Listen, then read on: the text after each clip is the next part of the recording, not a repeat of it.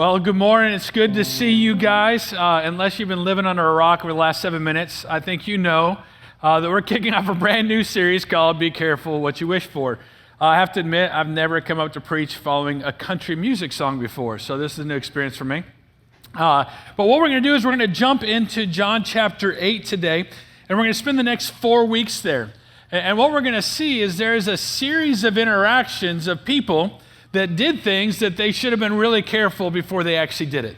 And because they weren't careful, they jumped into doing whatever they chose to do, and then now they have to pay a consequence for that. But before we actually look at the key verses, we're going to talk about some. We're going to gossip about them. We're going to talk about Wes. Now, for those guys who don't know, Wes is the guy. There's a guy done singing here. And I want to tell you about like an interaction or a story that he told. And just so you know, he gave me permission to share this story. So if you're like, well, I'm never going to tell Jeremy anything because he's going to use it against me. I mean, I still might, but I'm not doing that with Wes, okay? So Wes gave us permission to do this because the church is probably a lot like your business. We have a lot of meetings around here. We have department meetings, we have finance meetings, we have prayer meetings, we have budget meetings. The list goes on and on and on because like your work, the kingdom of God is held together by meetings, so we make sure we meet.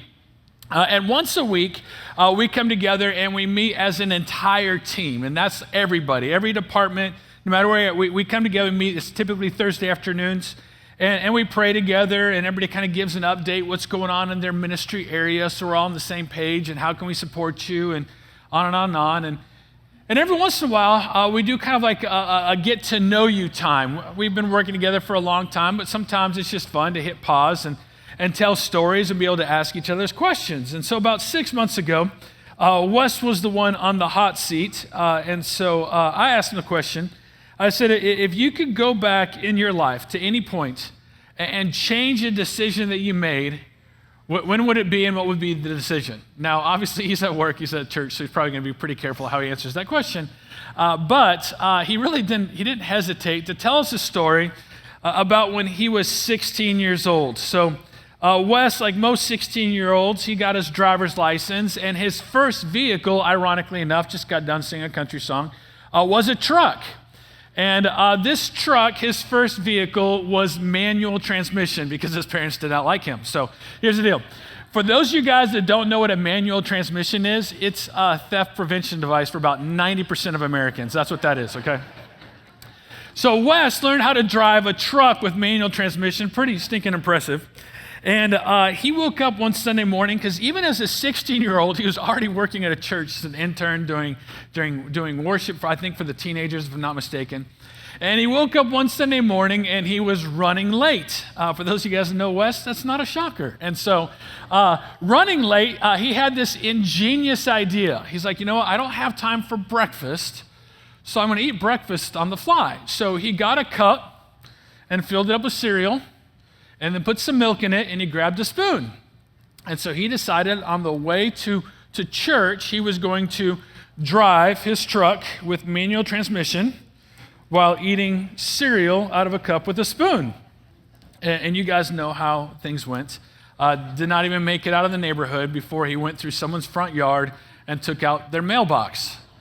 Now, Wes, being a really godly guy and thinking, man, it's Sunday morning, man, maybe God's in this. Maybe we're supposed to share the gospel with these people. So Wes, being a super godly 16-year-old, did what he should do, and he just left, okay? So he took off. So he gets to church, and on the drive, his conscience is getting the best of him. So he goes and finds the student minister, because he's thinking like, well, the student minister will be like, oh, you know, it's all good, whatever.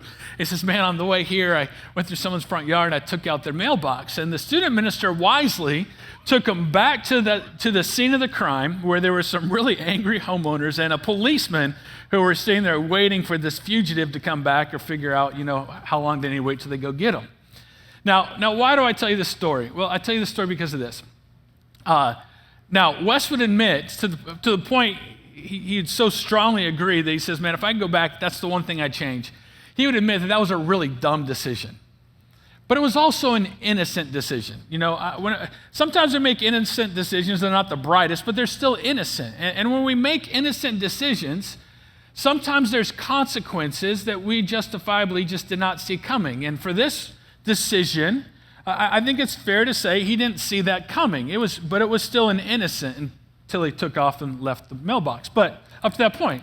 It was an innocent decision. And I think a lot of times we make those decisions, but at the same time, there's other decisions that we make that are not innocent. And while the innocent decisions, we're justified in recognizing, hey man, I didn't see that coming. When we make decisions that are not innocent, we should never be surprised by the fact that consequences are going to come, because they're going to come. Very, very seldom do we ever make decisions that are wrong that don't have some level of consequence. In fact, I would say all the time it's going to catch up to us sooner or later. And so as we look at John chapter 8 and this whole thing that we've entitled, Be Careful What You Wish For, what we're going to see is we're going to see a bunch of people that did not make innocent decisions, but yet they were still surprised by the consequence, and they shouldn't have been. And today we're going to look at the first interaction, or this first scenario that involved two different groups of people. One of them was a girl, probably a young girl, probably 13 or 14, that was wishing for a quick thrill. And then we're going to see a group of community leaders who were trying to exalt themselves at Jesus' expense. They were trying to make themselves look good and make Jesus look bad. And in both cases, this woman and the community leaders, they felt the full punishment for their sin, and they felt the full weight of that. So what we're going to do is we're going to jump in. I keep saying John chapter 8. We're actually going to begin with verse 53 in John 7, and then we're going to go through verse 11 of John 8. So if you have your Bible and you're turning there, maybe you have your device, we'll have it on the side screens as well. But if you're looking in your Bible, just kind of a quick note I want to touch on. If you look in the Bible, it's going to say something like verses 7 through 53 through 8:11 are not included in the original manuscripts. And so you might have a question, well, what does that mean? Well, it means this, okay? So when the council came together and they put together the Bible, they did that by going to all the earliest manuscripts. And so what happened was they had this story that they saw in early manuscripts, but not in the manuscripts of John. And they're like, well, I don't know where this belongs. Does it belong here? Does it belong in Luke? Does it belong in Mark? And so they kind of made their best guess and thought that even though it wasn't included with all the earliest manuscripts of John, it probably should have been. And so they're like, hey, this is where we're going to insert it. We're going to insert it right here in John. So when you read it say, hey, it's not included in the earliest manuscripts, it doesn't mean this isn't biblical. It doesn't mean that it's not inspired by the Holy Spirit. It just means that they're trying to make sure we understand. They didn't know where to put it. And so here's the deal. It's right here in my Bible. It's right here in your Bible. So we're just going to roll with it and pretend like this is where it needs to go. And if it doesn't, it's still the Word of God, and we'll still learn from it. So let's go and look at the setting for this interaction that's going to happen a little bit. Verse 53 in John 7 through 8, chapter 2, or chapter 8, verse 2. It says this. Then they all went home, speaking of Jesus and a group of people, but Jesus went to the Mount of Olives. At dawn, he appeared again in the temple courts where all the people gathered around him, and he sat down to teach them. Pretty insignificant in a lot of ways, but believe it or not, this setting is going to come into play here in a little bit. So what we're told is later in the evening one night, Jesus is hanging out with people. He's talking with people, and it's time to go home. So they all go home, and Jesus is like, man, where am I going to go stay? Am I going to go to Motel 6? No, I'm going to go to the Mount of Olives. And so he stays the night in the Mount of Olives. And then we're told at dawn. Dawn means early in the morning, when the sun's rising. We're told that Jesus went to the temple courts, and it says he appeared again. So he's been doing this before. And so the temple courts, the temple is where people go to learn more about God and to study what God's word has to say concerning how they should live their life. So Jesus got up at dawn and he went to the temple courts, and we're told that there was a group of people who gathered around him, and then he just sat down to teach. Now, he goes to temple courts early in the morning, and this crowd of people that came to hear from him, these were religious people. And the question is, well, how do we know that they were religious people? Well, because only religious people are going to get up early in the morning to go hear about God, right? I mean, everybody else is still trying to sleep off the night from the Lynchburg landing, if you get my drift, all right?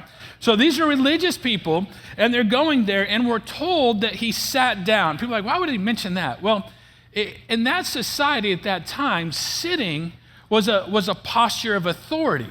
The teacher, the leader, the person who was in charge, they would sit down, and so by sitting, what was happening is he was saying, hey, I have the authority to tell you guys what I'm about to tell you. I have the authority to share with you who God is. I have the authority to tell you who I am. And the people around him agreed with him and like, yeah, you do. So go ahead and be seated. So that's what we have. And while Jesus is teaching here in the temple courts early in the morning, they were interrupted. And in verse 3 through the first half of verse 6, this is what it says. It says, the teachers of the law and the Pharisees brought in a woman caught in adultery. They made her stand before the group, and they said to Jesus, Teacher, this woman was caught in the act of adultery. In the law, Moses commanded us to stone such women. Now, real quick, stoning here is talking about throwing rocks at her until she dies. Not the type of stoning some of you guys hope gets legalized in Mississippi. Two different things, right? And so they looked at Jesus and said, hey, now what do you say? And we're told that they were using this question as a trap to have a basis for accusing him. So we have two different groups of community leaders that show up. The first one we're told is this teachers of the law, and depending on what translation you have or where you read in the New Testament, they also call these people scribes. Now, the teachers of the law, get this, they were lawyers, okay? So like our lawyers, their job is to know the law of the land in America. Their lawyers, it's the same thing. It was their job to know what the law of the Old Testament had to say, and they were experts in interpreting the law of the Old Testament. So you got the lawyers showing up. And then you've got the Pharisees showing up. Now the Pharisees, they were the religious leaders and the primary influencers of that time. Now when you look at the New Testament, you'll see that the Pharisees almost always were hostile towards Jesus because they did not like the fact that Jesus was becoming popular, because that meant they were becoming less popular. So just picture this with me for a second here. You've got lawyers and religious leaders showing up at the same time. Probably not the best group of people to show up. I mean, let's be honest, if you're home and you hear a door ring on your ring, you pull out your phone, you're looking at, hey, who's that? Oh, it's the lawyers and the religious leaders. You're probably not going to answer the door. I'm not going to answer the door. I'm one of them. And if these were the group of people that were ringing your doorbell, you shouldn't answer the door because they had really, really bad intentions. We're told that they came to Jesus, and the first words out of their mouth were teacher. Now, they called him a teacher because he was sitting, had authority, but they didn't really think he was a teacher. They were trying to mock him. And they continued, they say this, they said, this woman was caught in the act of adultery. In the law, Moses commanded us to stone such women. Now, what do you say? So you've got this scenario where Jesus is sitting down in the temple courtyards, position of authority, teaching people who believed he had the authority, and they were listening to him, and he was talking about who God is and what God has to say. And then these other people who were big-time influencers, were community leaders, come and they interrupt his teaching. And they bring this lady before him. And this young lady, who again was probably around 13 or 14 years old, they stood her there and they began to humiliate her and say, hey, this is what she just did. And they said, Jesus, according to the law, it said that we should kill her for her sin. Now, what do you say we should do? And we're told that by saying that, we just read it in verse 6, it says they were trying to use this question as a trap, as a basis for accusing him. See, here's the deal. They felt that by asking Jesus, hey, Jesus, the law says we should kill her. What should we do? They thought they had him stuck between a rock and a hard place. They thought that he had no way out, because no matter what he said, no matter how he answered it, it was going to make him look bad, and then thus it would give them an opportunity to accuse him. Because here's the deal. If Jesus had objected to killing her, if he would have looked at her and says, hey, no, you shouldn't kill her, then what would have happened is he'd be found guilty of opposing the law of Moses, and thus, because he's opposing the law of Moses, it would discredit his claim to be the Messiah.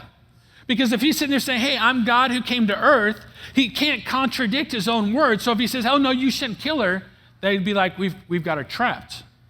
But on the other side, if Jesus says, yeah, you're right, let's go ahead and kill her, if he agreed to kill her, then his reputation for being compassionate towards sinners and his claim to be the Messiah, the God who came to pay the sin for people, would be destroyed.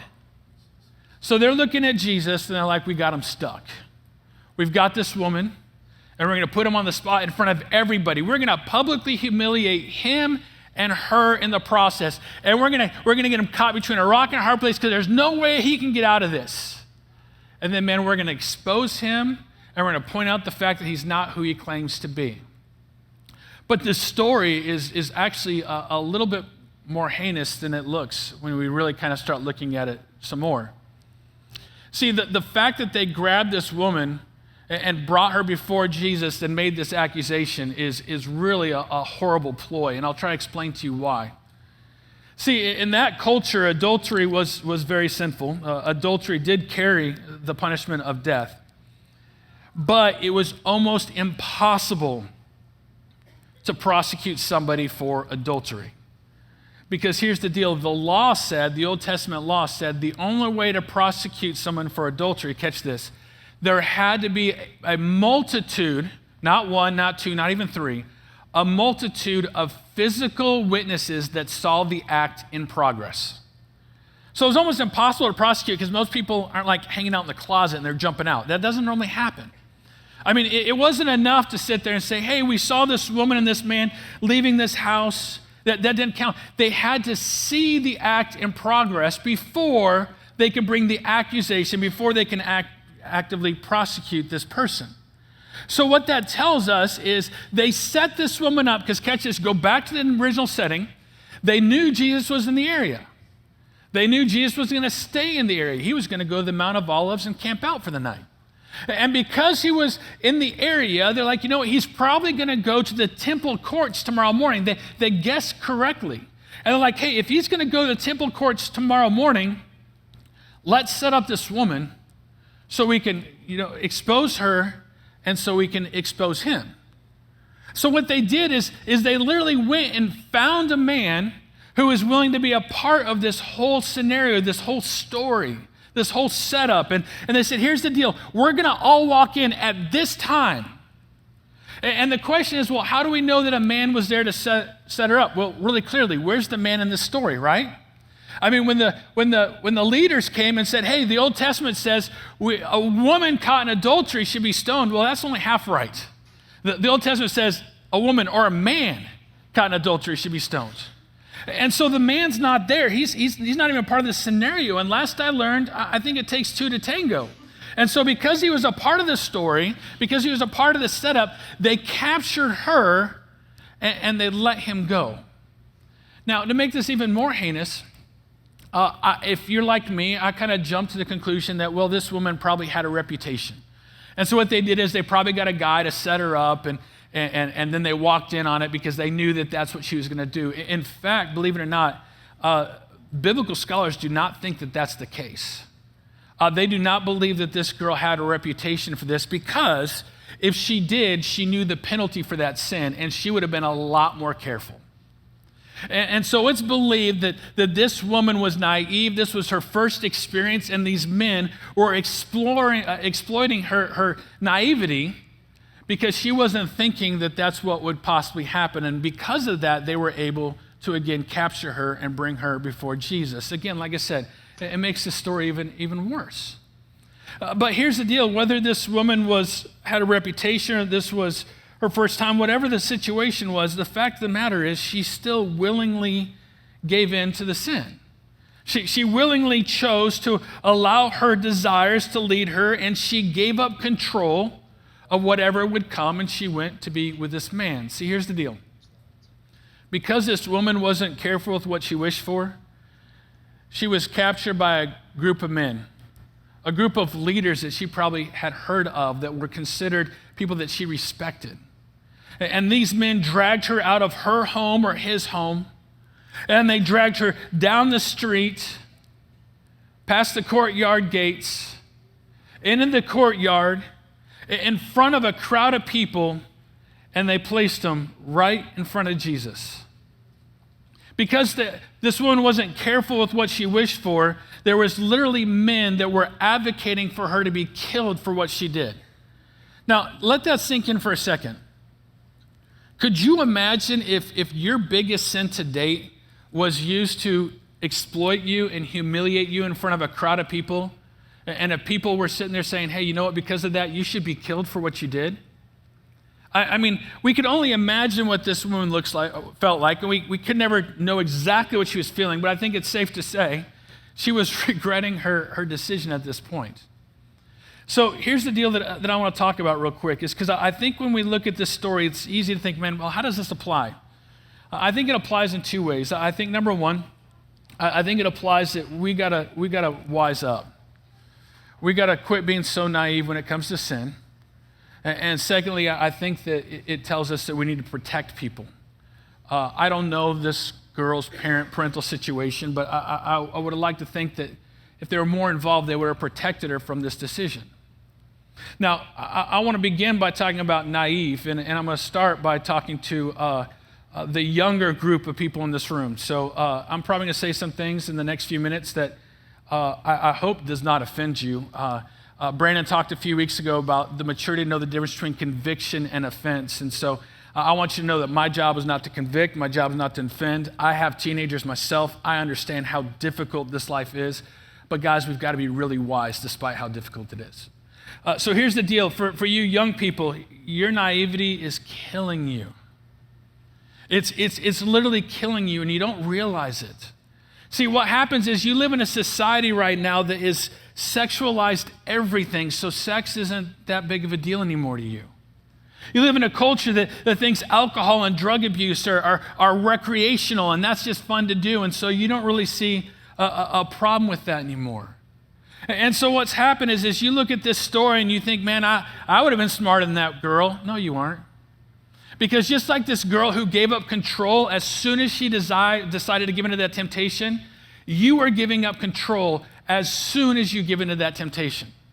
And maybe you think that the circumstances aren't going to come, or maybe you think that the circumstances are worth the fun. Let me explain this to you. Your sin is going to catch up to you, and sooner or later, it might not happen right now, sooner or later it's going to affect you. And a lot of times it's going to affect you in ways that you never saw coming because you weren't smart enough and mature enough to think through it. So here's the deal, young people, when adults are speaking into your life and saying, hey man, don't do that, that's not wise, listen to them. They really do want what's best for you. They're not trying to be buzzkills or anything like that. They know what's best for you, because here's the deal, and I said it earlier, I'll say it again. The second, no matter if you're a teenager or adult, what age you are, the second that we sit there and say, okay, I'm going to give in to temptation, that was the last amount of control we have. Because once we give into it, man, it controls us. We don't have control of the outcome. We don't have control of how much power it's got. It literally takes over. In fact, James, who's Jesus' brother, he talked about this very thing in chapter 1. We're going to read it in verses 13 to 15. Please catch this. This is what it says. It says, when tempted, no one should say, God is tempting me. For God cannot be tempted by evil, nor does he tempt anyone. I'm going to read that last sentence again real quick. It says, for God cannot be tempted by evil, nor does he tempt anyone. We're going to come back to that in a bit. But young people, catch this. It says, but each person is tempted when they are dragged away by their own evil desire and enticed.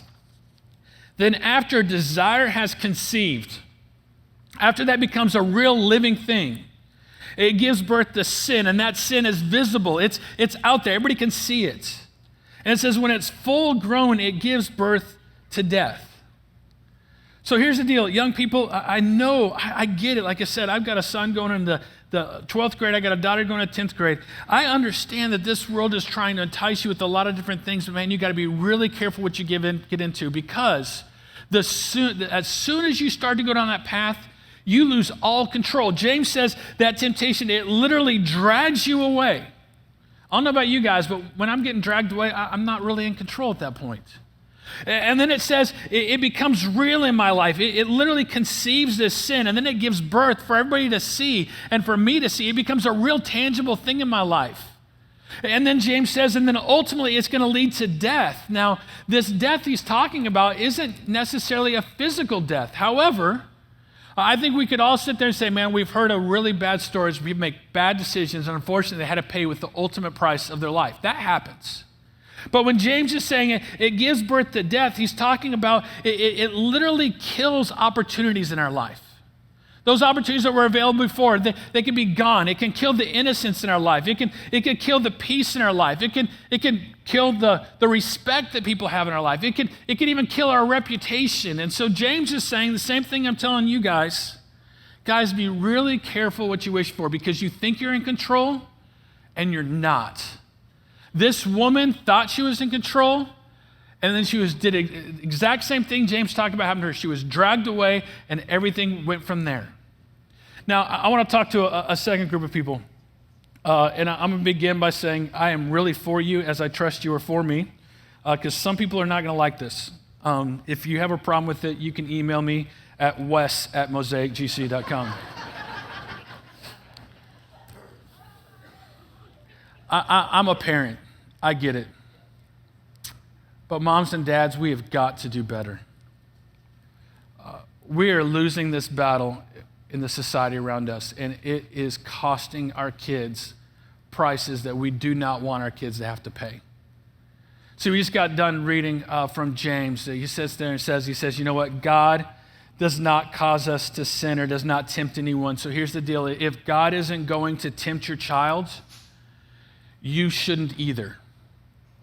And as a parent, we tempt our children as soon as we say something is okay. When we look at sin and say, you know what, I'm going to look the blind eye, or I'm even going to endorse that sin. As soon as we do that, we are no longer the God in their life. We're the devil in their life. See, I was talking to a gentleman a few months ago, does not go to church here, a guy I respect. Was very surprised by this, but he was telling us how his 17-year-old daughter wanted to have her friends over, so he purchased all the alcohol. And they spent the night with the girls drinking and getting drunk, and he says, I got to the point where I was too tired, so I went to bed, and my wife just stayed up with them and held their hair while they threw open the toilet. And I'm sitting there, and I'm like, why in the world would you do this? And this was his answer. Catch this. He says, because I'm trying to eliminate the mystique. And I'm like, no, sir, you're teaching him how to make a mistake. This is one story. I hear stories all the time where they're like, oh, you know, well, we have like these things in my house. You know, we got these milestones. When they turn 12, we let them watch movies that they probably shouldn't be watching, but we let them watch anyways. When they're 14, we allow them to use adult language in our house. When they're 16, we allow them to drink. And when they're 17, we give them birth control. And we do all this because, you know what, we're trying to eliminate the mystique. Because here's the deal, guys, you need to understand this, because I'm too stupid to understand this. Your kid's going to do it anyways. So you might as well endorse it, right? Well, parents, let me give you a different way of thinking about this. So let me kind of share with you what God's word has to say. God's word says that if you're one of his child, if your children are one of his child, then we have a mandate. And God says that to be holy, this is his words, he says, be holy as I am holy. Now, I'll admit to you guys, I spend a lot of time in the Christian life not understanding half of what the Bible says. Like, be holy, what in the world does that mean? I don't know. And I think sometimes in Christendom, we don't do the best job explaining what that means. So let me try to explain that, and hopefully you'll see how it correlates to the way that we need to parent and treat our children. So here's the deal. In Scripture, when God says, I am holy, what it literally means is I am set apart from sin. Now, the reason why God is set apart from sin, the reason why he is perfect is, catch this, because the word holy means that God has a huge ego. It means that God has such a righteous arrogance, and I'm just righteous, a good. He has such a righteous arrogance towards sin that he sits there and says, I am set apart from it because I'm not going to do that stuff because that is beneath me. I'm not going to do that stuff because by doing that, I'm stooping to the level of this world doing things that I have no place in doing. When God sits there and says, I am holy, he's saying, I have catch this, righteous arrogance towards sin. And so as parents, when we're parenting our children, I do this with my kids. I'm not saying we do the best. I'm like, I don't sit there and say, don't do that because God's word says that. I say, don't do that because, man, I want you to have a bigger ego than that. Man, I'm never going to tell you, Shad or Marissa, that I think you're going to mess up anyways. I'm never going to cripple you. I'm never going to undercut you. But what I am going to say is I think you're better than that. And guys, I want you to have a righteous arrogance towards sin. I want you to look at sin and think, man, I'm better than that. I want you to look at sin and think, man, I'm not going to stoop to that level because that's beneath me. That's what it looks like to be holy. But when we set our kids up for failure by endorsing or embracing the sin, and we fail to teach them that they need to have a righteous arrogance towards sin, catch this, we're failing to teach them that sin is beneath them. And we're failing to teach them that they are better than the sin that their friends and this community and this world has embraced. So here's the deal, moms and dads. Be really careful which message you're sending to your kids. Do you really want to send the message that you think they're going to do it anyway, so hey, just go ahead, we'll embrace it, we'll endorse it? Or do you want to send a message to them that, man, you believe in them? And there might be a lot of people out there that say, oh, they're going to do it anyways, but you know what? Let the stupid be stupid. For me in our home, we're going to talk about how great God is. And we're going to talk about the fact that God is separate from sin because he has an ego. He has a righteous arrogance against sin. And Junior, I believe in you, and I believe that you can do the same thing. And son, I think you're better than that. And so we're going to pray together, we're going to talk together, and we're going to try to cultivate this arrogance in your life, this righteous arrogance, this godly arrogance, to do this thing called life the way that God's word calls us to do it. All right, let's go back to our main verses. Brandon called that last section the sermon within the sermon, so consider that bonus material. Going back to our story, we had a situation where Jesus was sitting, he was teaching. The lawyers and the religious people show up, and they've got this woman in front with them, and they said, hey, she was caught in adultery. The law of Moses says we should kill her. What do you say?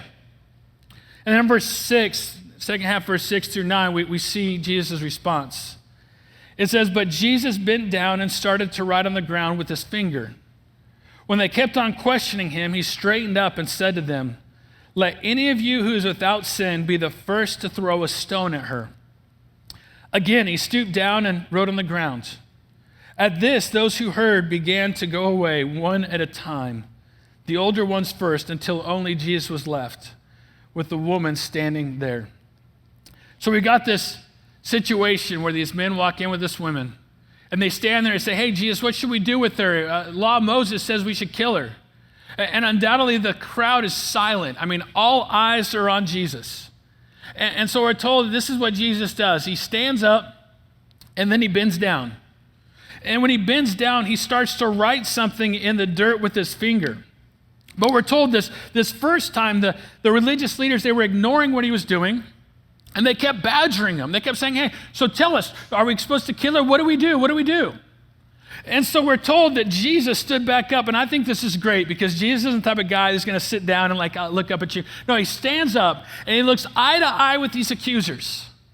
And he says this, he says, let any of you who is without sin be the first to throw a stone at her.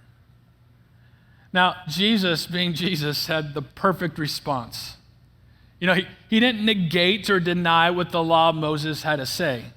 Instead, he made it quite clear that you guys are coming trying to point out this woman's sin, and you are far from able to do that because you've got sin in your own life. So you have no ability nor right to be her judge, jury, and executioner. Now, we're told that after making this statement, he doesn't even wait to see what they have to say. He bends back down again, and he starts writing in the dirt again. And unfortunately, Scripture doesn't tell us what he's writing. Nobody knows. It's commonly believed that he's probably listing out or possibly listing out the sins of these accusers. Now, if that's the case, I think that's awesome. I just think that's the coolest thing ever, right? I mean, because if that's the case, what we have here is we have a group of these community leaders who want to make themselves look good at the expense of Jesus and at the expense of this woman, and now they're trapped by their own sin. See, Jesus, by doing this, what he's doing is he's trying to send a message. And this is super important because I don't want us to leave here and think that we should never confront sin because that's not the truth.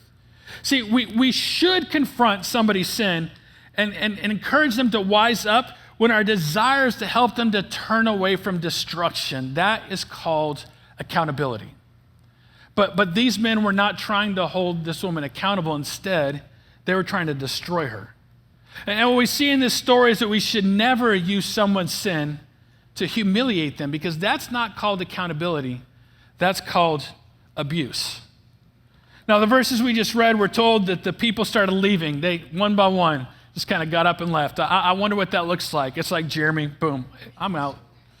But one by one, they're leaving, older to younger. I don't know exactly what that looked like. Don't know how many people were there, but it was definitely a scene. And then after everybody left, we're told in the following verses, 10, 11, it says, Jesus straightened up. He did it again. So he straightens up and he looks at the woman and he says, "Woman, where are they? Has no one condemned you?" "No one, sir," she said. "Then neither do I condemn you," Jesus declared. "Go now and leave your life of sin." So this right here, guys, this is the gospel message. Young people, what I just shared with you guys about the importance of running away from sin, if you're sitting there saying, "Man, I've already given into it, I've already messed up," here's the deal. There's grace. Parents, if we've messed up, there's grace. There's forgiveness. But there's also a command, because when Jesus looked at the woman and said, "Hey, who are the people here to condemn you?" She says, "Nobody's here to condemn me." And Jesus says, "I'm not here to condemn you either." Now, this wasn't just a simple acquittal or dismissal of her sin, but he's trying to make a point, because he finishes it by saying, "Yeah, you're right. No one's here to condemn you. But here's the deal. Now that you know nobody's here to condemn you, I need you to leave your life of sin." What Jesus is saying, hey, now that nobody's left to condemn you, now that you've experienced grace, I need you to leave now, and I need you to be holy as I'm holy. I need you to be set apart from sin as I'm set apart from sin. I need you to have a holy arrogance that recognizes you're better than the garbage that you've been doing. And I need you to turn from that life and turn towards the life that I have intended for you. See, everything in this interaction between Jesus and this woman is important for us to see. It really is the gospel message. Because here what we see is this, is Jesus was able to declare to the woman that he was not condemning her, and this is super important, because he had come to take away the condemnation for her sin that she had committed. He wasn't condemning her because she was the reason why he was there. He's not condemning you because you're the reason why he came to earth. But it also tells us in this verse that this woman's encounter with Jesus, whenever we're encountered with Jesus, it demands a changed life. A shift from a life that seeks to please ourselves, or in her case, herself through sin, to a life that flees from sin and strives to please Jesus. See, when you put these two things together, what we see is we see that God extends grace. He has not come to condemn us, but we have a response. And our response is that we need to be careful with what we wish for. And our response is to turn from the sin in our lives and turn towards Jesus. Our response is to strive to be holy like God is holy. So here's the deal. We've got a lot of people about to get baptized, like well over a dozen. So if you're one of those, feel free. Please go and stand up. You guys go through the door, my left, your right. And as they're walking that way, for everybody else in this room, we're going to celebrate them, we're going to clap for them, and we're going to be really excited about them. But I also want you to reflect on yourself as well. Because here's what's going to happen is as they get baptized, on the side screens, there's going to be stories. It's going to possibly say they're man, go. It's going to share their favorite Bible verse. But there's also a really good chance it's going to share a time that they weren't careful with what they wished for. And they gave up control of their life to a sin that ended up causing them a lot of hurt and a lot of destruction. And now they're coming forward and they're proclaiming their belief in Jesus Christ. And they're getting baptized, asking you guys to hold them accountable to leave a life of sin and walk in the way that Jesus would have them walk. And so here's what I want you to do is you watch that. I want you to think about them. I want you to think about holding them accountable and loving on them. But I also want you to think about your own story. And as you see their story, I want you to ask yourself, what in your story, what in your life needs to change? What is it in your life that it's time to change? And then commit to doing that. Let's pray. God, as always, we just want to pause and thank you for the best gift this world has ever seen, the gift of your Son, Jesus Christ, who came to not condemn us, but to pay the condemnation for our sin. And God, for that, we praise you and we thank you. God, as those who come forward getting baptized today, I pray that their testimony just cuts like a knife through each and every one of us. That God, we see people who love you so much, they want to proclaim that belief and that faith in you. God, I pray for each and every one of us that know you, God. I pray that we look at the sin in our life, and God, that you help us see that we're called to be holy like you. And God, that holiness it's a righteous arrogance. It's this belief, it's this knowledge, it's this understanding that we are better than the garbage that's around us. God, I do pray for our young people, God. I pray that you protect their hearts. I pray that you protect their decisions.